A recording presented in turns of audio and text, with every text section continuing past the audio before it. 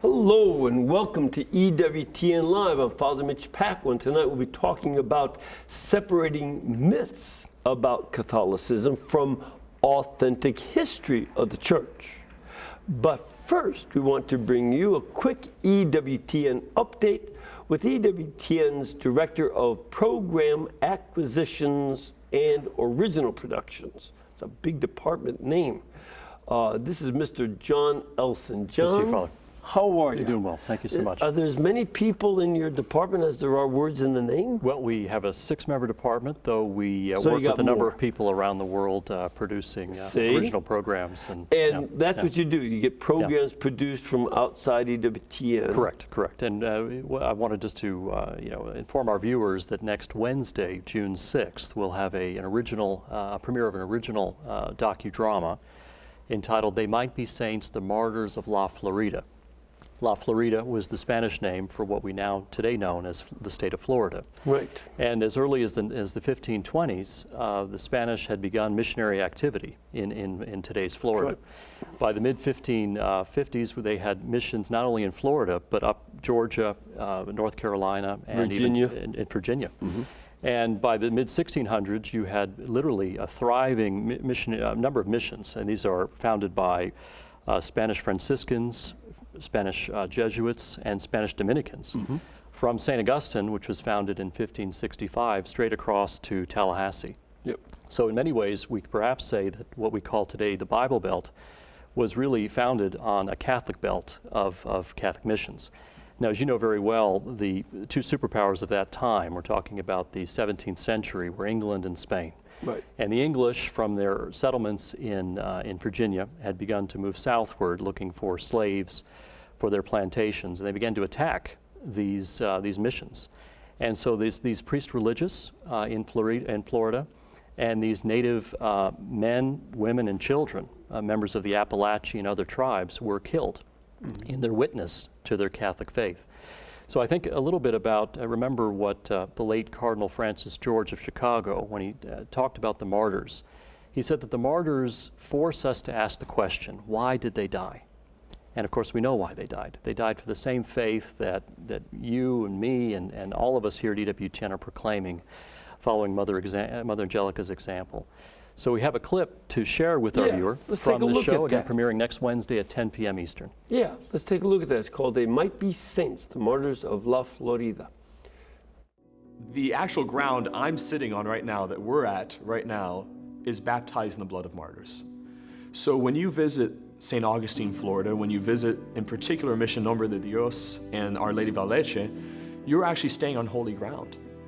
You're on ground that's been sanctified by the blood of martyrs. So you have a very immediate connection even in the soil itself.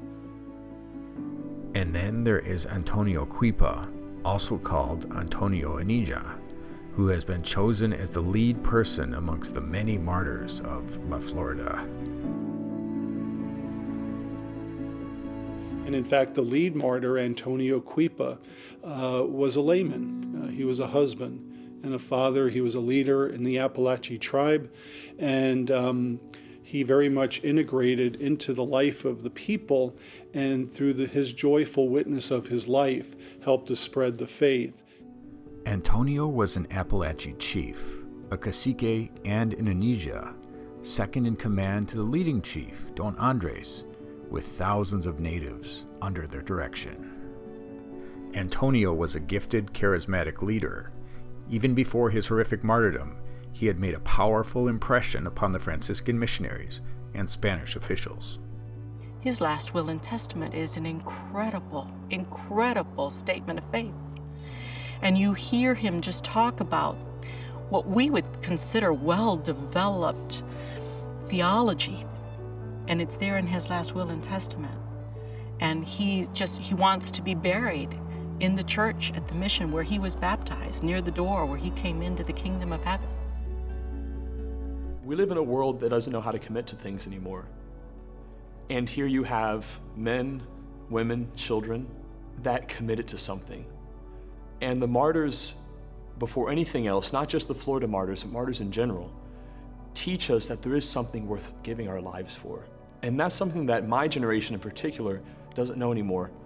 that these individuals said, you know what, there's something more important than just my own skin. And that's another thing I think so important about the martyrs. They teach you how to die. And we've forgotten how to do this as well. And that to die is also a gift. That your final breath is something that can belong to the Father who seeks you, and to the Lord who came and sought you in the flesh and died on the cross for you, the Spirit who invites you. And this is what Antonio does when he's crucified on the outdoor stations of the cross of a mission that he might have even helped build. And his own flesh and blood is tortured to death on it.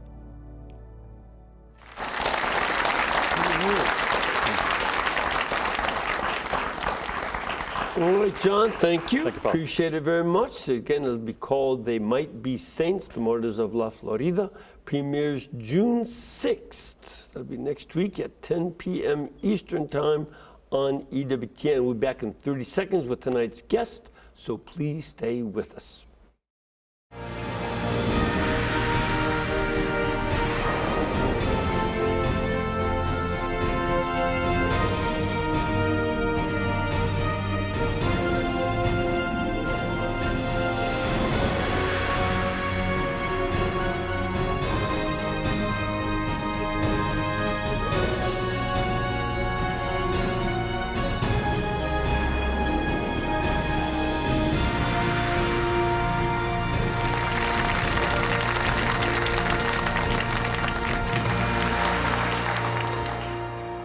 All right, welcome back to EWTN Live. And, we want to continue on the theme that John opened up for us tonight.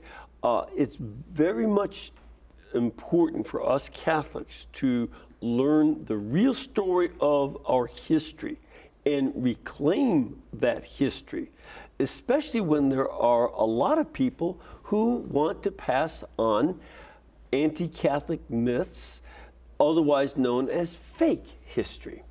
It's not only the news that sometimes is fake, it's also history that is fake. And mainstream media and even a lot of professors and academics give us fake history. So we have the author of several very good books, two of which are The Real Story of Catholic History, answering 20 centuries of anti-Catholic myths, as well as his book, The Glory of the Crusades. Please welcome back Mr. Steve Weidenkopf. Thanks, brother. Steve, good to have you back. Thank you, thank you. I love history very much, so I'm looking forward to that video next week. I'll have a guest who's expert on that, talking about it. But you are dealing with these anti-Catholic myths. How did you come up on these things? Yeah, so when I sat down to come up with this book project, I first went out to family, friends, colleagues, and asked them, what do you hear in your conversations with coworkers, with family members, with friends about the church's history, right? That somebody gives you something that's anti-Catholic in nature or just false, or you kind of wonder about. Mm-hmm. And so I got a lot of responses back, actually. So I had to pare down the number of responses I got down to the 55 that are actually in the book. So that's how I first went about doing it. Then I categorized them by time period in order to make the book kind of chronological, so it'd be easier for people to read that way. Which it is easy. But I just want our audience to know the style has all sorts of academic background to it, but you put it in plain, ordinary English. It is not in scholarese. There's plenty of footnotes. Lots of places you can go check the sources, but you can also just read through. You have a good narrative that you're given there. I enjoyed that. Thank you. Now, you and I already did one show about the myths regarding the Crusades, yes. And you have that book that just goes into that in more depth. Mm-hmm. But this book includes some of that. And then we've also done some shows on the myths about the Inquisition. Right. By the way, just so people understand, how many millions of people were killed by the Inquisition? Yeah, I think you might have that wrong, Father. In terms No. Of, yes, there weren't millions of people killed by the Really? Inquisition. Yes. That would be fake news, right? Fake history that you talked about at the top of the show. You know, when you look at the estimates, especially the Spanish Inquisition, you know, there's less than 5% of the cases that ever went before the Spanish Inquisition actually ultimately resulted in the heretic being remanded to the state for execution. So, you know, you're looking at maybe 5,000 people or something like that. I mean, it's a very small number. Even less than 5,000. And that's from the 1490s or so? Yeah, late 15th century. You know, I mean, the Spanish Inquisition wasn't officially abolished until the 19th century, but the height of it was, you know, the 15th and 16th centuries in that time frame. Yeah. Yeah. So from the 1400s until 1800, there might have been, you know, there's less than 5,000 people. Exactly. Not that we're necessarily commending that. No. But we're also making sure that the idea of millions is not true. No, not at all. I think even Mel Brooks had that wrong, didn't he? He did. Well, not only did he have that wrong, but in his little routine, he talks about the Inquisition going after Jews. That was kind of the whole point of his little skit. And even that's false, right? The Inquisition had no jurisdiction over practicing Jews or Muslims, obviously because heresy is a post-baptismal denial You have of to the be a faith. You have to be Catholic to Catholic. You have to commit be Christian. heresy. Exactly. Right. Yeah, so that wasn't the case either. But what about the 9 million witches that the church burned at the Inquisition? Right. Yeah, you hear that frequently. 9 million. Sometimes it goes even higher, that number, in terms yeah. of what people will say. You know, the witch craze is interesting. When you look at the witch craze, and that's one of the myths I discuss in the book, Yes. is the witch craze actually was more of a secular phenomenon than it was a church-sponsored phenomenon. So it was secular courts that actually, especially in Protestant areas, that actually went after witches than the Inquisition. The Inquisition was only concerned with any kind of witchcraft if it happened to involve heresy. If there wasn't no sense of heresy involved in the case, then the Inquisition had nothing to do with it. It wasn't seen as being very important. Yeah, that's one of the ironies that the burning of witches occurred, but it wouldn't be 9 million. No. There are only 25 million people in Europe. Right. That would be a significant portion, especially of the women. Yes, absolutely. That'd be 3/4 of the women. Yeah. That would make the Crusades look like a picnic if the guys started fighting for the last, 25% of the women. Yeah, exactly. So that'd be nuts. But it was actually in Protestant countries, especially England, they were the worst, I think. They were, absolutely, yeah. Not only in England itself, but even in the New World, right? You have the famous Salem witch trials and those kinds of things. So That was by even the those who came Puritans. over, the Puritans, yeah, at the same time. All right, but now wait a minute. I think we can get you on this one. Okay. What about the church's long history of anti-Semitism? Were there not a lot of Jews that were persecuted by the church over the centuries? No. The short answer to that is no. When you look at the history, especially of the papacy, actually, popes all the way back from St. Gregory the Great in the 6th century, 6th and 7th century, all the way up until the modern times, right? The popes were very much protectors of the Jews. And it's not just Catholic historians that recognize that, but even Jewish historians actually recognize that. Yeah. And one Jewish historian commented in one of the resources I used for the book was that being a Jew in the papal states, during the medieval period and early modern period was much more favorable or better than if you were in anywhere else in Europe. You look at the history of the expulsion of Jews throughout Christendom, beginning in the 13th century all the way up to the 15th century. It occurs by secular rulers, not by the church, obviously, in Spain, most famously in England and other places. So the church actually was a great protector, and that goes all the way through the church's history, even during the time of the Black Death, during the Great Plague in the 14th century. You had, Clement VI actually said anyone who blamed the Jews for the Black Death or tried to harass them as a result of the Black Death, because there were some people that believed the Jews had maybe spread the plague to begin with, you'd be excommunicated if you did that. So the popes always were protective of the Jews because, as we know, salvation comes from the Jews. And I think it's very important to note, yes, there were persecutions of Jews. Yes. But and these are absolutely horrendous. Yes. During the Crusades, right, you had some of the Crusaders who were going around trying to fight Jews and kill them. Right.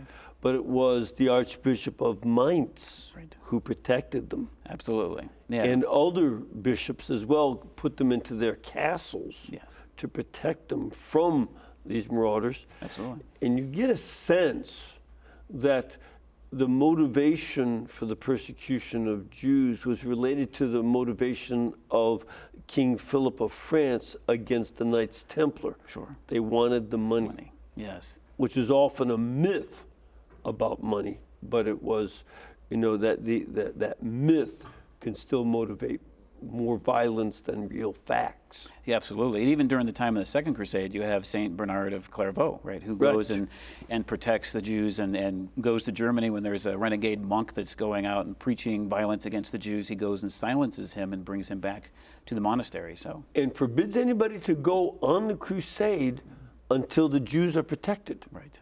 That's an important part of that history. Yes. It's horrible to have any of that bigotry, Yes. but also to look that there were forces looking to protect the Jewish people. Absolutely. But what about the sad thing that Pope Pius XII didn't help the Jews in World War II? Now, that's not medieval history. This is modern history. Yeah. And we saw, you know, the New York Times and other places were saying that he just didn't do anything. He was, and they promoted the notion of Hitler's Pope, Right. that this was the guy Hitler wanted to be in charge, right?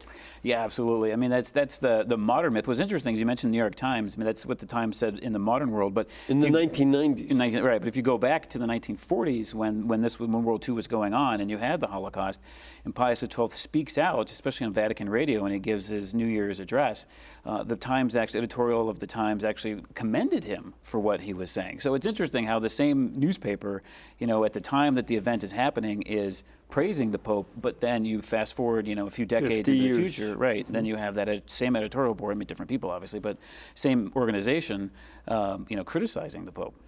So based on maybe if the New York Times does not agree with the New York Times, then maybe we don't need to. That's very true. Would Absolutely. that be a logical conclusion? That'd be a logical conclusion. Yeah. Now, what were the facts about Pius XII in World War II, and the Holocaust, the terrible destruction of Jews? Did he do the damage that was accused him? Yeah, and absolutely not. I mean, you know, Pius XII was unique in that he was papal nuncio in Bavaria and then later on in Germany before he became pope. And so he, in the 20s and the 30s, so he saw the rise of National Socialism and Hitler's movement and their Nazi ideology and their racial policies. And so he knew that firsthand. And while he was the nuncio there, he spoke out publicly against the Nazi ideology.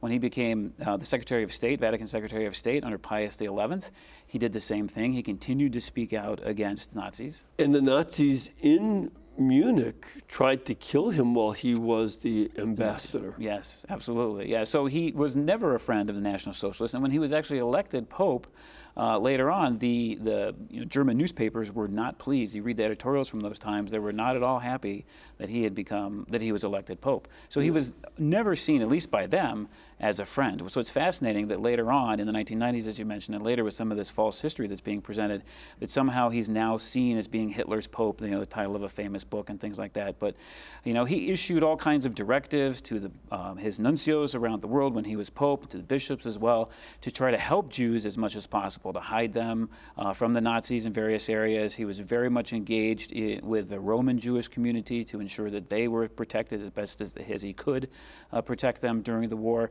He did things both publicly and behind the scenes as well to protect Jews. And one Jewish historian has actually estimated that the actions of Pius XII and the church saved about 860,000 Jews. In Italy. And yes. Yeah. Well, in world, actually church-wide, but even in Italy Church-wide. in particular, that was the biggest concentration. Yeah. Was that Pincus Lapide? Exactly. Yeah, Yes. Pincus Lapide, who was one of the most adamant Nazi hunters at the Yes. end of the war. This was not somebody just sort of talking out of his hat. He Right. was someone who hunted down Yes. the Nazis after the war for decades. Yeah, absolutely. And he said, I remember one quote, that Pius XII saved more Jews than Stalin, Churchill, and Roosevelt combined.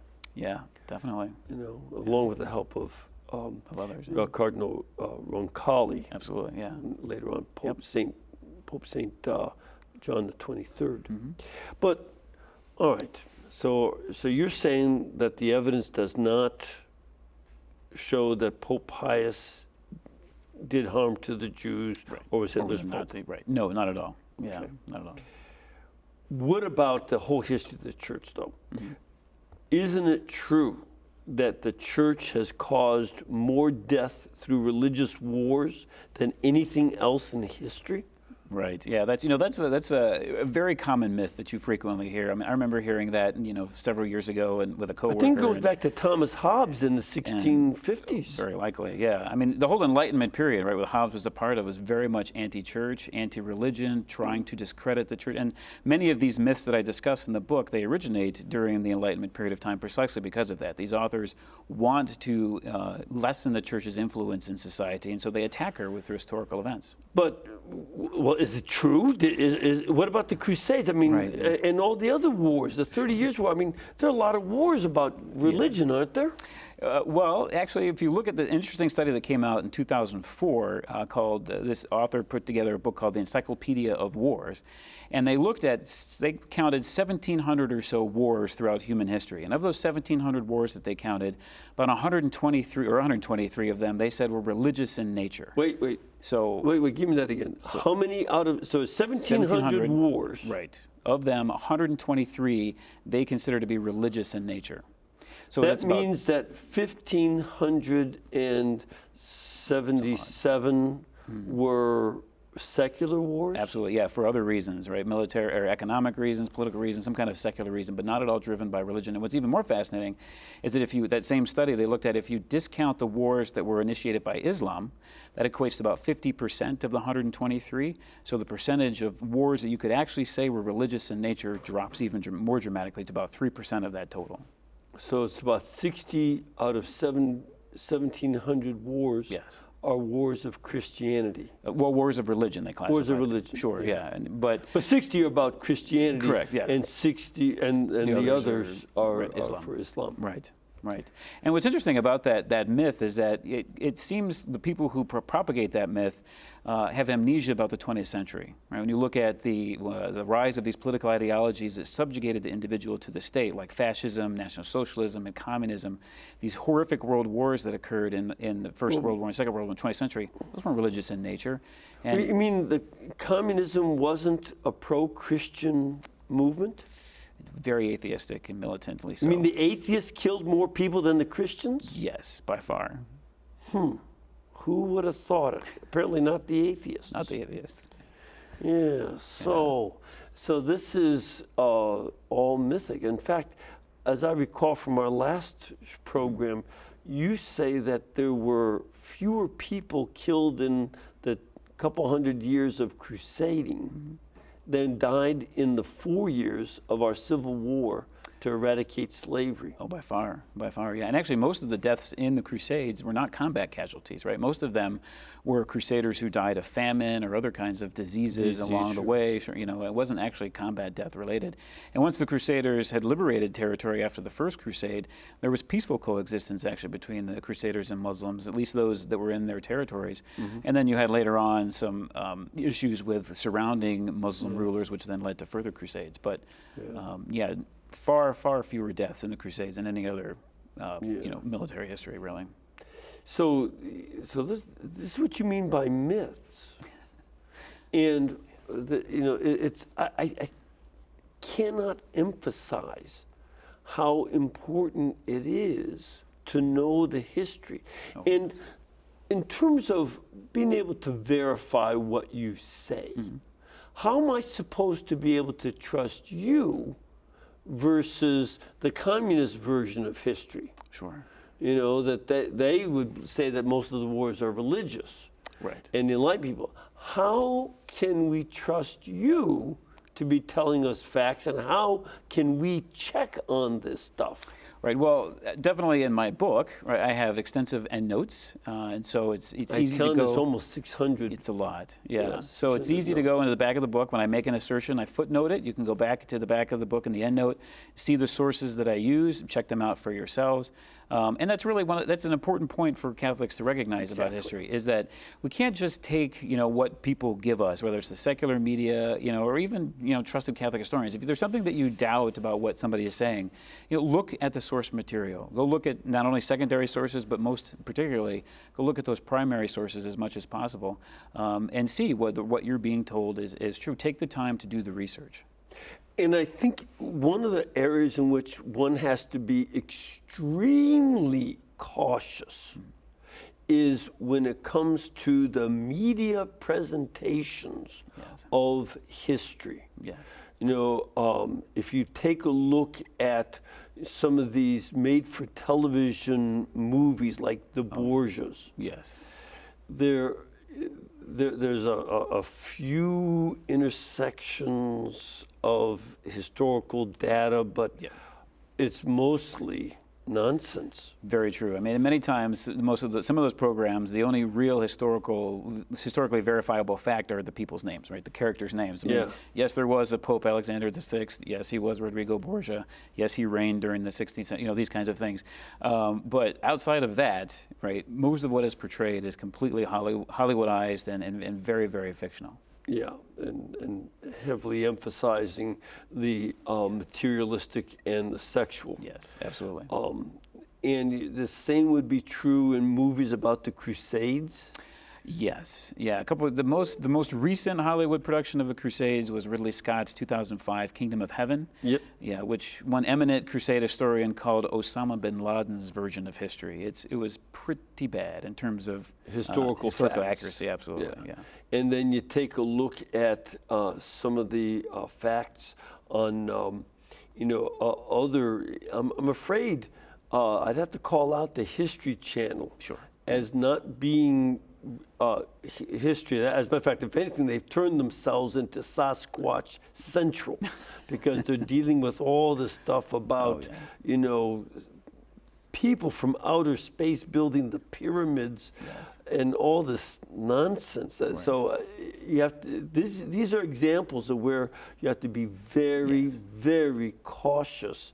That sometimes they're, you get as much history from, the Monty Python movies as you do from some of these TV shows. Oh, absolutely. I tend to refer to the History Channel as the so-called History Channel because exactly for what you said. I mean, even their dramas that they take that are historically based, like they have one I think recently on the Knights Templar, and you look at that, and again, outside of a few characters' names and the fact that there were Knights Templars, there's really not much in these productions that are unfortunately historically verifiable. And one of the things that I want people, in terms of a method different than yours, you'll hear the announcer in these different so-called documentaries on different channels saying, some scholars say, some scholars assert, they never give the names, the name of the book, and certainly not the page number, so you can go check it out. I mean, who are these scholars? And who declared them scholars? Me, myself, and I? What? Exactly. This is where you have to find out the actual data. Yes. Absolutely. Yeah, it's very, very important. That's the one of the major reasons why I wrote my book, this particular book of the real story of Catholic history, is because I wanted to give Catholics a handbook, an easy reference and tool that they can use to learn the story of the Church, learn the authentic story of the Church, and be able to refute it when they see these things on TV or again when they talk about it with others. Yeah, it's and this is not exactly a unified history of the Church. You're dealing with the various points of different falsehoods that are asserted about, like Constantine created the Catholic Church. Did you think that was true? Yeah, no, I didn't think that. Yeah, but that's, a lot of people do though, right? You'll hear that frequently, this whole understanding in the 4th century, Constantine comes along and he Romanizes the Church, and so therefore the early Church, there was a great apostasy is another one of those theories that the early Church was somehow different than the Catholic Church, and many of our Protestant brothers and sisters believe that, and they'll use that against Catholics because the whole foundation of the Protestant movement, really, historically speaking, is rooted in this notion that the early Church was somehow something something different than the Catholic Church. And what exists as the Catholic Church today came into history with Constantine, which is not true at all. No, no. And sometimes Mormonism depends on that because they believe that at the end of the life of the apostles was the great apostasy. Right, exactly. Islam assumes the same thing, that the priests and the rabbis distorted the Bible, changed it. It was originally a Muslim book. That's a very common theme among Muslims, Mormons, and many evangelical and other Protestants, that the history was changed by the Catholic Church, and the antidote is what you're doing. Go back to the original sources. Right. Read stuff. Yes. And not just textbooks. No, and that calls to mind, the famous quote from Cardinal Newman, right, where he said, "To be deep in history is to cease to be Protestant," right? If you really know the history of the church, the early history of the church in particular, and read those writings of the fathers, church fathers, you clearly see from the writings of Ignatius of Antioch and others how Catholic the church, obviously the church was very Catholic in the early church, and that continuation goes through history. So you'll find stuff talking about confession, devotion to the Blessed Mother, bishops, priests, and deacons. Real presence, all that. Real presence of Christ in the Blessed Sacraments and all the fathers. So it's a lot. We want you to learn more about Steve Weidenkopf's work in church history. To do so, you can go online, and the website is called OurCatholicHistory.com. OurCatholicHistory.com. Examine, these materials, and in addition to his resources, you can find most of the original documents you're looking for online. It's available for you to download and read, often enough in the original languages if you know them, or in English if you don't know the other languages. But we want to do that.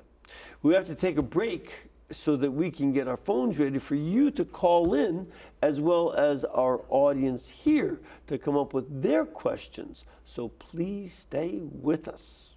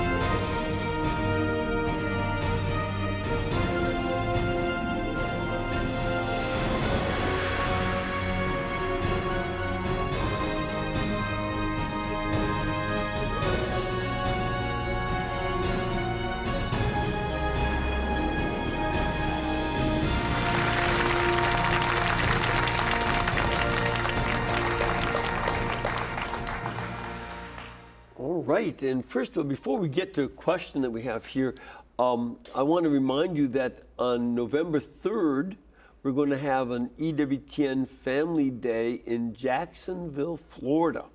I was just there this past weekend to do a wedding, and was calling them to to join us there, get some of the local folks. I was at the Maronite Parish. And it was a wonderful, wonderful wedding and great parish over there. There's a lot of cool stuff to see. If you're going to come from a distance, you can go to St. Augustine and the other areas where these martyrs that we'll talk about next week were from. So come on and check it out. Go to EWTN.com/family celebration. EWTN.com family celebration, and join us for a free event November 3rd of 2018. You ready for some questions? Let's do it. Let's get you up. Let's start off with this gentleman. Sir, where are you from? Warrensburg, Missouri. Wonderful. Welcome. Thank you. And what is your question? Yeah, my question is, since you were making a point that the secular wars, a lot more people were killed, in a more recent history, since there's a lot of this fallacy about religious wars, but how many religious people or people of faith that were purposely targeted, let's say under Hitler, Stalin, Mao, and even real recent history dealing with ISIS and things like that, to me that would far outweigh any other numbers that they say, certain people say, especially in academia, about religious wars. Absolutely. I mean, I know, you look at various parts of history in the 20th century in particular. You see the Spanish Civil War, for example, with at least 7,000 priests and religious were killed in the Spanish Civil War by the communists there. I mean, even we have cases in the Spanish Civil War of priests being eaten alive by animals, wild animals. I mean, it's things that hadn't been seen in Europe since the times of the Roman Empire, right? That kind of intense persecution. Same thing happened in Nazi Germany as well. Priests, especially in Poland, were rounded up and put into various concentration camps, especially Dachau. One third of all priests in Poland were killed by the Nazis. Yeah, it's I mean, horrific. Communists in particular as well. Obviously, no friend of the faith, as we mentioned, very atheistic. In terms of big numbers, I mean, there were tens of millions, right? Of the figure is put out by John Allen. Okay. John Allen did a study of martyrdom, in particular in the last century. And in the whole history of the church, he compiled the stats, and it was 75 million Christians of different churches. That includes Protestants, Orthodox, and Roman Catholics. There are 75 million Christians have been martyred over the last 2,000 years. Sure. Yeah. Of them, 40 million were martyred in the 20th century alone. Yeah. More than half of all the martyrs were killed, especially under the communists. Right. The Eastern Church, the Russian Orthodox and Ukrainian Orthodox, and the Eastern Rite Catholics bore the brunt. I mean, this storm of atheism smacked most hard against the shoreline of Eastern Christianity.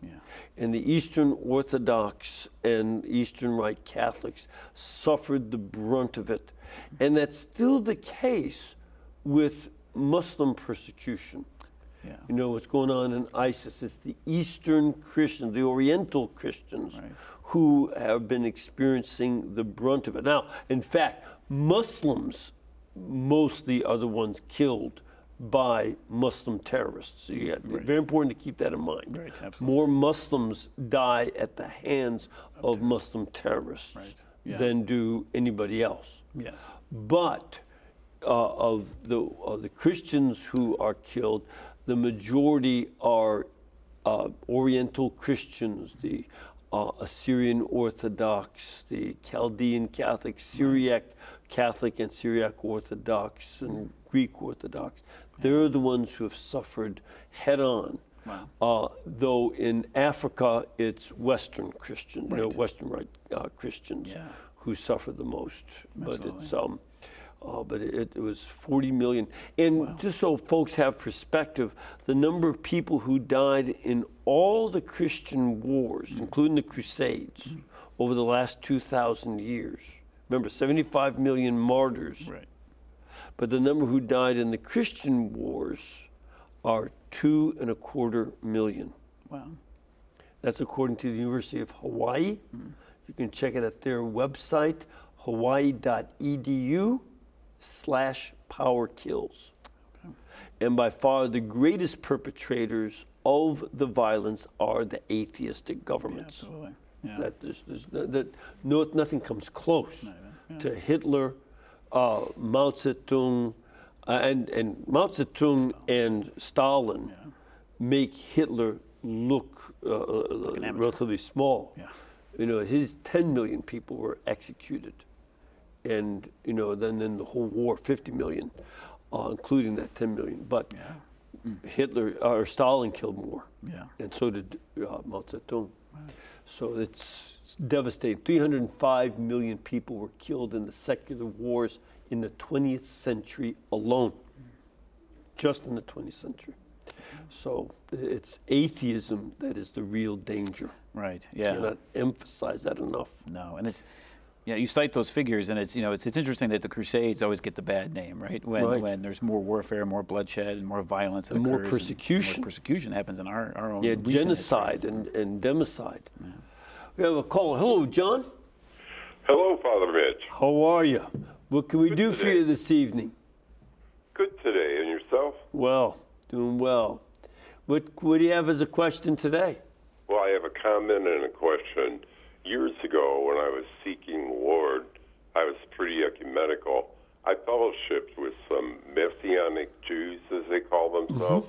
They believe that Jesus, Yeshua, is Messiah and, the Son of God, and, they're not heretics. They acknowledge he's God. Sure. And it was wonderful, and just putting that out there just in case there are brothers and sisters. I had a Holy Spirit experience. Absolutely. With them. And my question would be, in the days where people were listening to Calvin, they took statues and destroyed them. I think they took icons and messed them up. And I was wondering, is there any heresies involved with that? And did that go to the death or whatever? So I'll let you answer. Bye-bye. All right.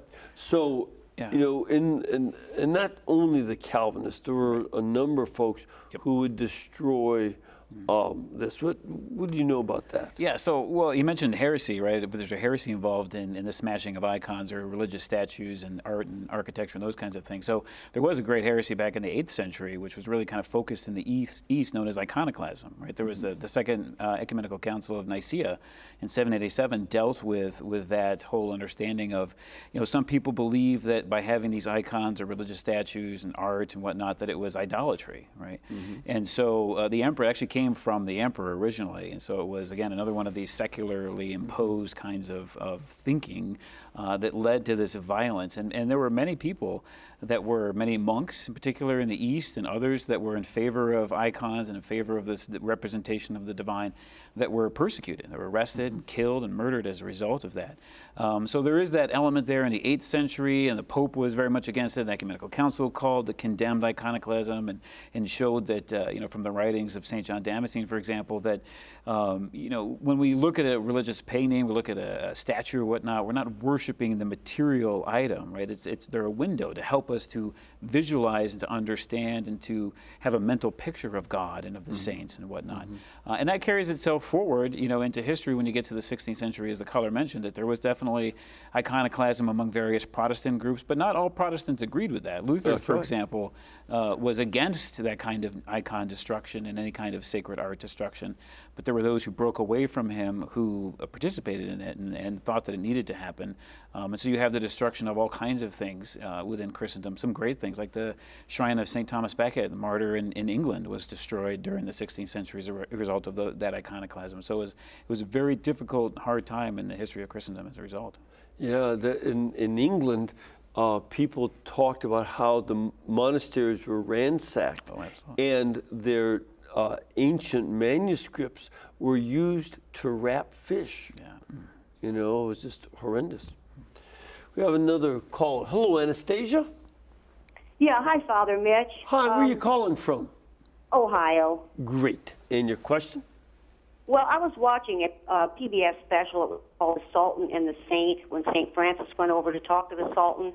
And I'm not really sure. They called this guy Pelagius, and he apparently was over that particular crusade, and it really painted him as being a really nasty attitude person. And I just wondered if there was any truth to that. He's the one that gave Francis permission to go to talk to the Sultan, and it basically painted him as being okay with it because he figured he wouldn't come back. It was like Francis was a bit of a nuisance. But then when Francis came back and mentioned that they could possibly make peace, he just completely, totally rejected it. And I just wondered how much truth there was, and if this guy that was over those crusades was really as bad as they painted him as being. Because I know we've had some stinky hierarchies at times, but I just wondered if he was one of them. Yeah, great question. So that's actually the Fifth Crusade. And when Pope Innocent III called the Fifth Crusade, he was trying to learn from the disaster of the Fourth Crusade. And the Fourth Crusade is mostly remembered by a lot of people because it was the crusade that ultimately ended in the sack of Constantinople, where you had Western knights who, for a whole series of misguided adventures, eventually got themselves to Constantinople and then sacked the city and caused all kinds of issues between Western Christians and Eastern Christians, which still unfortunately even exists today.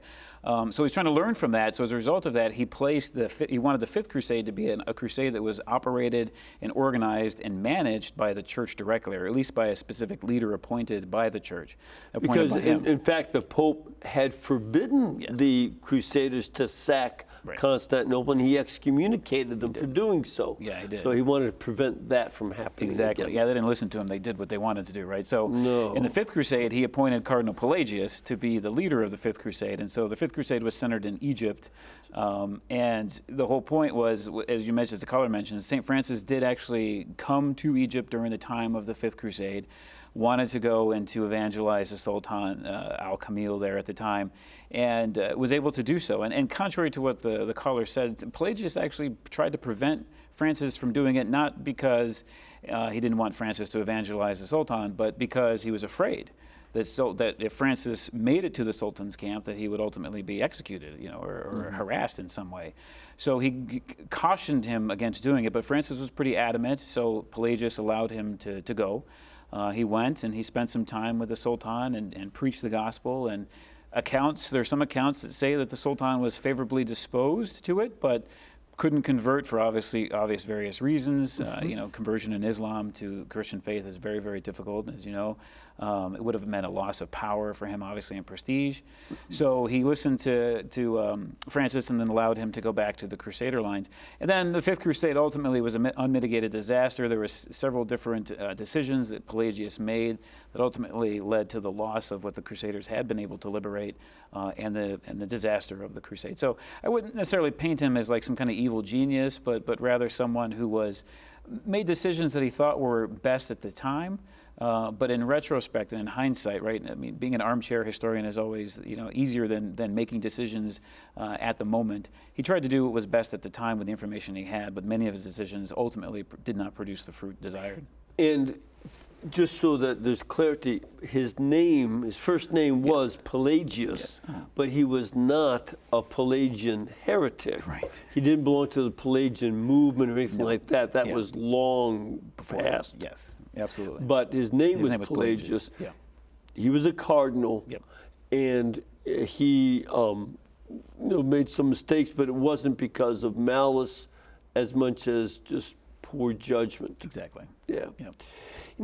But she also. But thank you for that question, by the way. That's a great thing, and it's good to get some clarification.